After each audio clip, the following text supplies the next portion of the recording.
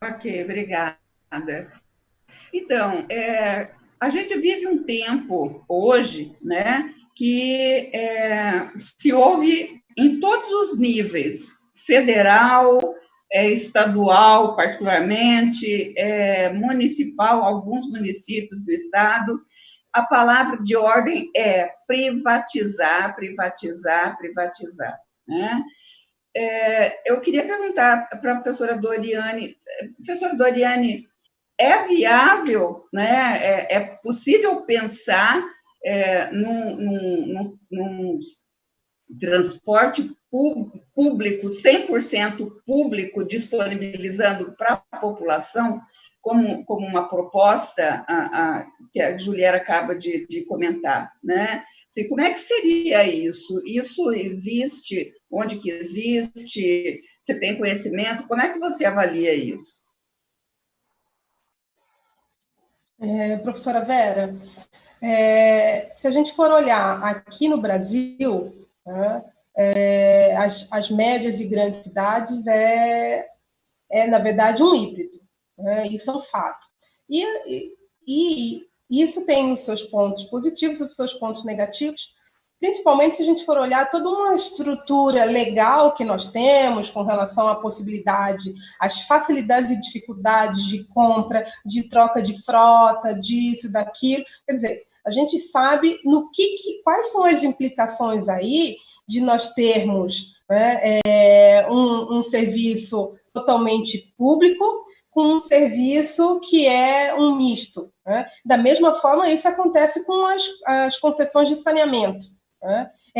Nem todas as concessões que são 100% públicas são as piores. Aliás, a gente tem casos aí fantásticos, assim como as concessões que são privadas, nem todas também são terríveis. O que, mais uma vez, eu coloco, na verdade, eu mudaria o foco. Eu colocaria aí a força do público tá principalmente na estrutura institucional e principalmente numa estrutura de regulação. Porque todos os casos positivos que a gente vê com relação a qualquer uma das políticas, né, e a gente pode falar desde as federais aí, com as telecomunicações, mas como estavam falando semana passada foi a questão do saneamento, é uma regulação. Então, mesmo nos países, né, vou pegar aí o caso da Inglaterra, que normalmente o pessoal adora falar, né, que privatizou tudo, enfim, tudo mais, a Thatcher, aquela coisa toda, mas ninguém fala que tinha um Estado forte, né, um Estado forte, que, inclusive, antes de privatizar, regulou essa privatização. Quer dizer, a regulação ela não veio a reboque depois, sendo levada pela iniciativa privada, mas a iniciativa privada realmente estava muito bem orientada pelo poder público, né, por essa, vamos dizer assim, essa estrutura de gestão, inclusive, claro, defendendo interesses públicos. Né? Eu colocaria nesses termos. Não vou defender nem um lado nem o outro, porque realmente em todo o mundo a gente vai ter essas situações, ainda mais quando a gente fala de cidades médias e cidades grandes, lembrando aí a questão da região metropolitana também. Então, é sim Estado forte, onde ele deve ser Estado forte. Quer dizer, isso que o Juliette estava colocando, da gente olhar para a nossa realidade. Qual que é a nossa realidade hoje aqui em Cuiabá? Qual que é a nossa realidade aí, articulando com o governo do Estado, né? E realmente qual é esse ponto que nós queremos chegar a 10, 20 anos com relação ao transporte público, com relação a realmente universalizar. Né? Isso que ele colocou de metas, eu acrescentaria, inclusive, a questão de indicadores, porque quando a gente faz políticas públicas, nós precisamos avaliar essas políticas, inclusive antes, né? No momento que elas estão sendo formuladas. Essa avaliação é ao longo de todo o processo. E o que eu até gostaria de colocar aqui uma situação um pouquinho, né? Juliette falou de orçamento, falou de recursos para obras, enfim, tudo mais. Eu faria uma provocação aqui, Juliette, porque eu costumo dizer que nós, sociedade, principalmente aqui em Cuiabá, vou falar aqui do nosso caso, a gente gosta de rasgar dinheiro. Né? Porque a gente permite, por exemplo, Quem falou, que dados são esses, que na verdade não aparecem, está aí vocês falando que os dados são complicadíssimos de serem, né, publicizados, aliás, um dever constitucional, que eu tinha que construir viaduto ali no trevo do Jardim Itália, ou da Beira Rio, ou pior ainda. Vou dar um exemplo aqui. Em 2009, o governo do Estado gasta milhões para estruturar a MT-10, que nós conhecemos como Estrada da Guia, né? O município de Cuiabá, então, ela estava estruturada, fantástico, fluía, viajei bastante ali, inclusive com toda uma preocupação com relação à restrição do fluxo de cargas, né? Era uma rodovia eminentemente para caminhões, enfim, essa coisa não ia. Mas Cuiabá simplesmente permite se expandir e, né, os condomínios horizontais, quer dizer, uma tipologia sem o menor critério de ordenamento do território. 10 anos depois, e isso, quando a gente fala temporalmente na escala da cidade, 10 anos não é nada, né? 10 anos é o curto prazo que a gente tem. 10 anos depois, a gente gasta mais milhões para duplicar, porque em 2012, quando eu vinha, num domingo, 7 horas da noite, com minha equipe de viagem dos municípios aqui do entorno, a gente tinha congestionamento ali na Estrada da Guia. E por quê? Porque, na verdade, se investe numa estrutura, quer dizer, direcionou ações, né, para uma determinada área e, principalmente, enfatizando vamos dizer assim, uma tipologia urbanística que priorizava o transporte individual. Quer dizer, nós investimos mais milhões ao longo de 10 anos numa única via, sendo que a gente tem um problema estrutural na área. Então, para mim, a gente está rasgando dinheiro. A gente rasga dinheiro por quê? Porque simplesmente uma ação que o poder público municipal faz anula a outra. Então, privado, público, aí, na verdade, se a gente não orientar a estrutura do poder municipal como um todo e ter esse olhar, realmente não vai adiantar, professora. Essa é uma posição que eu tenho nesse momento. Mais tarde, de repente, até se vê, não, realmente é interessante manter o híbrido.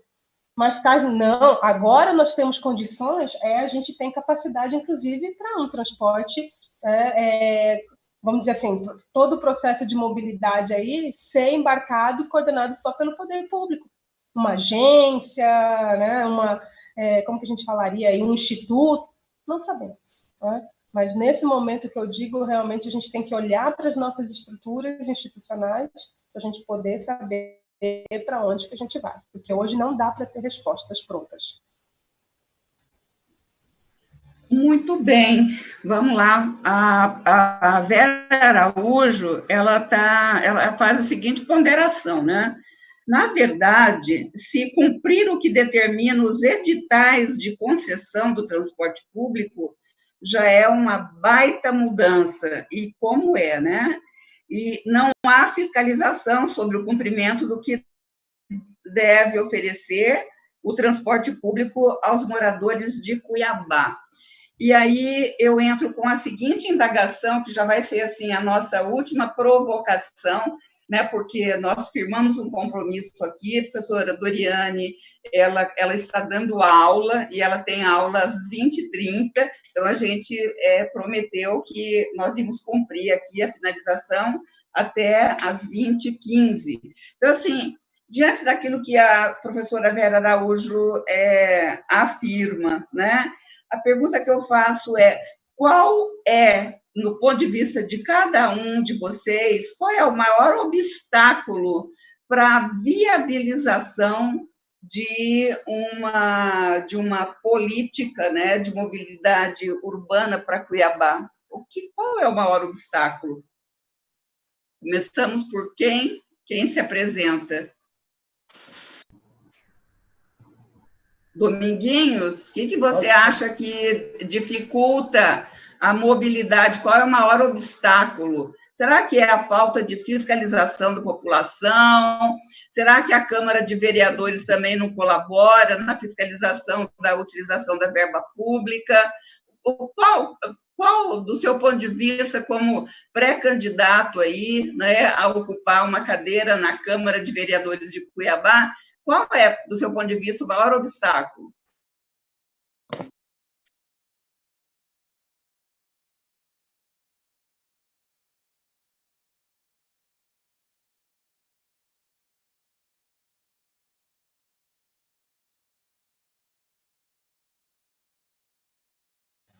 Seu Antônio, tem que ligar o fone. Tá ligado agora? Eu acho que o órgão hoje principal chama-se Câmara dos Vereadores. O vereador hoje, a minha opinião, eu acho o seguinte, que ele tem a obrigação de estar fiscalizando os bairros, o que a população está precisando nos bairros da grande capital. Um exemplo, o vereador, ele como um fiscal, e foi eleito pelo povo, ele tem por obrigação estar fazendo reuniões com os presidentes de bairros para saber o que está acontecendo, o que está precisando para os bairros, em termos de asfalto, em termos de creche, em termos de escola. Então, eu acho que o problema é a Câmara dos Vereadores hoje. Eles são eleitos hoje, nunca mais votam no bairro, não fazem uma reunião com os presidentes de bairro para saber qual que é o problema dos bairros, se está tendo buraco, se tem que asfaltar, tem que tapar o buraco. Então, hoje, eles viraram as costas para o povo dos bairros da periferia. Entendeu? Então, eu acho que a minha opinião é isso aí. Bom, meu microfone já está ligado, né? Então, desculpa, eu nem me toquei que ele estava ligado. Não, sem problema. Você quer fazer a sua intervenção, Doriana, agora, depois do Antônio? Pode ser, professora, pode ser. Viabilizar a política de mobilidade. Né? Olha que coisa, assim, pela minha cabeça, né, passa N situações, né? Mas eu vou ser bem ordinária aqui, fazer um trocadilho até, né? Acho que para a gente poder implementar a política de mobilidade, a gente precisa, antes de mais nada, ter vontade política. Né? E aí entra a vontade política de todo o staff, né, a estrutura da prefeitura. E quando eu estou falando mobilidade, vejam, para mim, ela está inserida aí dentro desse ordenamento do território, né, do planejamento do território do município como um todo. Eu passaria também, reafirmo, o seu Antônio assim foi pontual, né? Eu acho que uma andorinha só não faz verão, a gente tem que acompanhar, eu sempre acompanho tudo, quer dizer, tento, né? A atuação de alguns vereadores, a gente vê assim que tem uns meninos com muita vontade, mas tem uma grande maioria aí que parece que leva para trás. Né? Então, olha, mais uma vez a questão da vontade política, né? Só que aí numa outra estrutura, que é complementar, porque nenhum prefeito consegue, né, ao longo da sua gestão, sem apoio, mas também sem a fiscalização, porque é igual pai. Né? Eu acho que a Câmara de Vereadores é igual pai, igual mãe.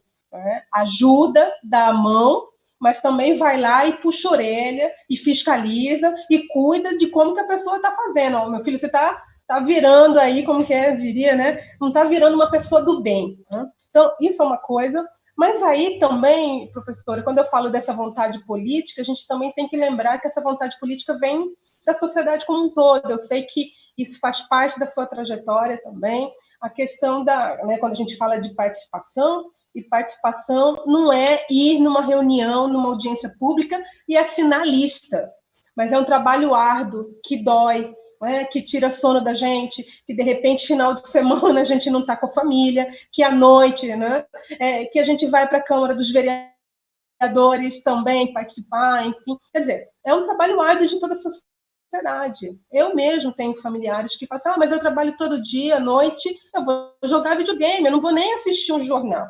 Porque jornal é horrível. Vamos tentar selecionar. Quer dizer, o jornal é horrível, mas ao mesmo tempo você ficar, né, não ter a contribuição aí também dos meios de comunicação é complicado. Então, veja, para mim, vontade política, mas que em cada uma das esferas que a gente está falando, exige realmente um trabalho árduo, e todos realmente num processo, né, contínuo de acompanhamento e fiscalização. É isso. As leis estão postas, mas leis sem vontade política, aqui o Juliette, que tem uma ampla experiência aí como juiz, pode estar a lei no papel, mas se não tem vontade política, ela não vai para frente. É um olhar. Obrigada, Doriane. De fato, o povo precisa desenvolver esse espírito, né, de agente público, né? Afinal de contas, a gente é da cidade, né? A gente da cidade aí na sua totalidade. A professora Enelinda, ela está nos acompanhando, mandou um grande abraço para todas as pessoas que estão participando, né? E a Deoclesse, me desculpa, tá, Deoclesse, eu te masculinizei, mas é a Deoclesse, ela faz a seguinte pontuação, né? Quando ela falava da dificuldade que, com relação às regiões do município, onde o transporte ofertado são empresas intermunicipais, isso para a zona rural, e isso dificulta, né? A abrangência rural do município de Cuiabá é muito extensa. E ela diz que o Cochipó do Ouro, por exemplo, não dispõe de nenhum transporte público ou privado. Olha que situação, né? E a Silene, a companheira Silene Lemes, né? Ela está dizendo que cumprir os horários para o usuário se programar e não ficar horas no ponto aguardando o seu ônibus, né? O Cláudio Luiz, ele diz que a gente só vai ter um transporte de qualidade quando o Botelho sair do poder. Aí, enfim, né, vamos lá, é polêmica também, mas a gente tem que tocar nessas questões, né? Mas vamos. Juliette, e aí, Juliette, qual que você, como é que você pensa, né? Qual que é o maior obstáculo para a gente, de fato, implementar uma política? Eu acho que a professora Vera, a professora Doriane tocou no ponto central, que é a questão da vontade política. E isso tem que se traduzir em política pública que tenha lado, né? Essa é a primeira questão quando falamos de planejar a cidade, do estatuto das cidades, dos seus modais de transporte, da sua estrutura urbana, tudo. Mas nós precisamos ter lado, tá? Ou seja, nós, quando falamos sobre o principal obstáculo à melhoria da qualidade da mobilidade urbana em Cuiabá, por exemplo, nós temos que lembrar que a cidade precisa inverter suas prioridades. E é isso que nós falamos, ou seja, nós temos que priorizar os que mais precisam das políticas públicas. E a política de transporte é evidente, é uma das principais. Ou seja, portanto, aquele que mais precisa é quem tem que ser o foco dessa política.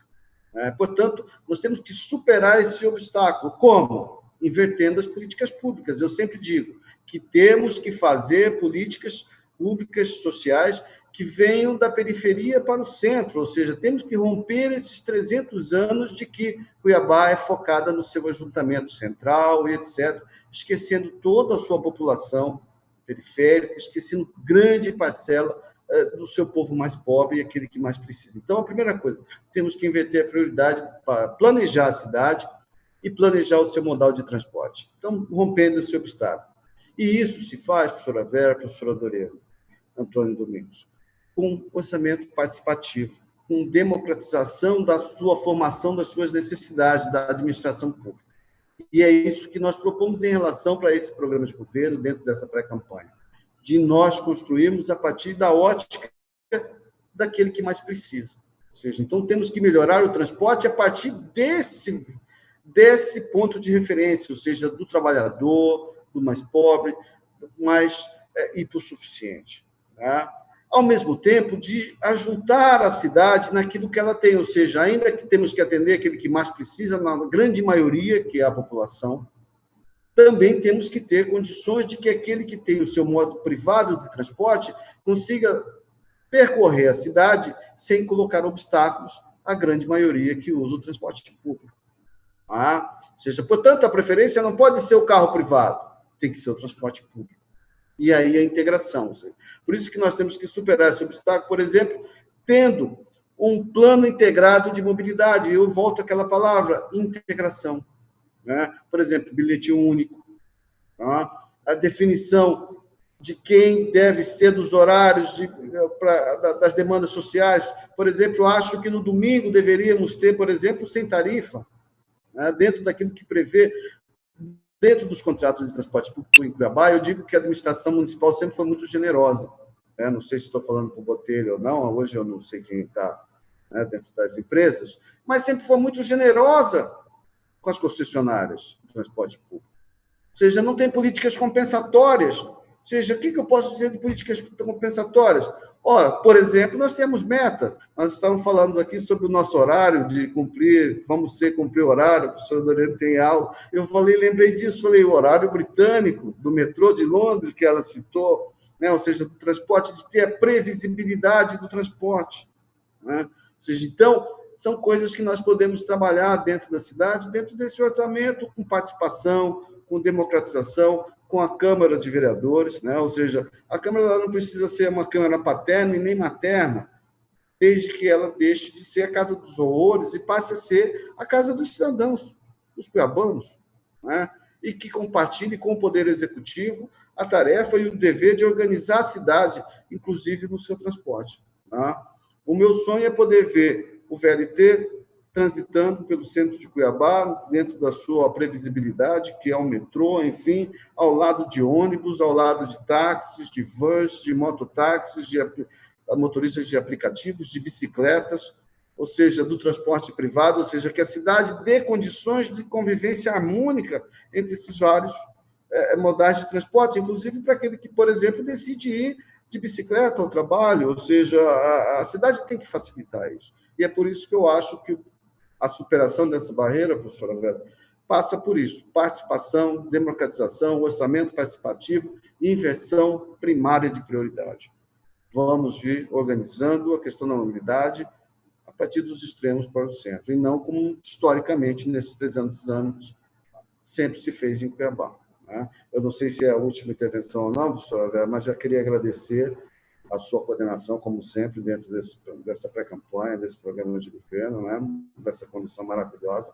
Ao Antônio Domingos, pela sua disponibilidade, experiência e militância, ou seja, de trazer a sua vivência cotidiana e diária como trabalhador, dentro do modal de transporte, para nos orientar. A nossa professora Doriane Azevedo, com o seu cabedal assim, impressionante de conhecimento dentro da arquitetura, dentro da questão da natureza urbana do conhecimento e da estruturação disso que é a vivência nossa, né? Ou seja, de viver em cidade, ou seja, da melhor forma possível. E eu fico muito grato de poder ter contado com a sua participação, com o seu discernimento, né? De poder contribuir conosco nessa formulação de programa.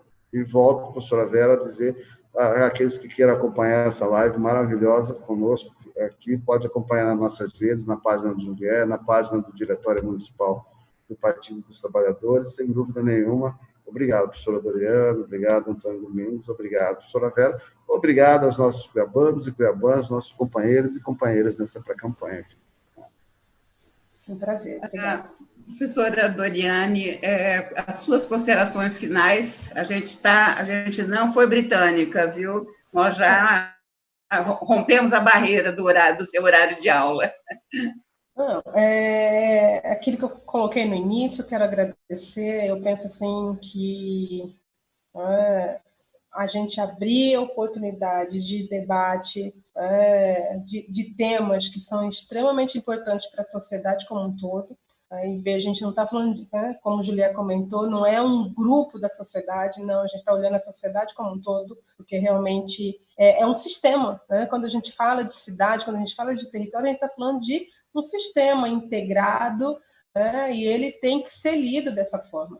Falar em sustentabilidade, já que o pessoal adora, é a palavra de ordem e da moda, na verdade, a gente resgatar princípios muito antigos, e entender que não dá para, quando a gente privilegia um lado, todo o conjunto fica desequilibrado. Não é demagogia, mas é assim que os sistemas funcionam, né? Então, eu queria agradecer, muito obrigada pela oportunidade, e realmente, assim, eu, na verdade, coloco a universidade à disposição e todos os nossos trabalhos e dados, porque, para mim, e a professora Vera também compartilha dessa... Eu estou colocando a professora Vera aqui, né? Nós estamos aqui exatamente para contribuir com a formulação de políticas públicas, seja avaliando, criticando, mas também colaborando aí para essa visão de futuro. Muito obrigada. Obrigada, professora Doriane, prazer enorme revê-la.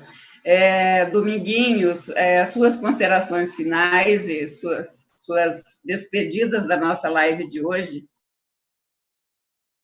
Veja bem, eu tenho mais que agradecer vocês, a Vera, a nossa professora, o doutor Julier, Bob também, que deu essa oportunidade para mim, e eu tenho que agradecer a todos vocês, porque é pela primeira vez eu estou fazendo essa live com vocês, mas eu quero deixar bem claro o seguinte: eu, como motorista de ônibus, eu estou no meio do povão, eu faço mais de 8 bairros, desde quando abriu esse bairro na região do CPA, eu trabalho há 12 anos. A gente está convivendo no meio da população, sabe, as pessoas sabem os problemas e passa para mim.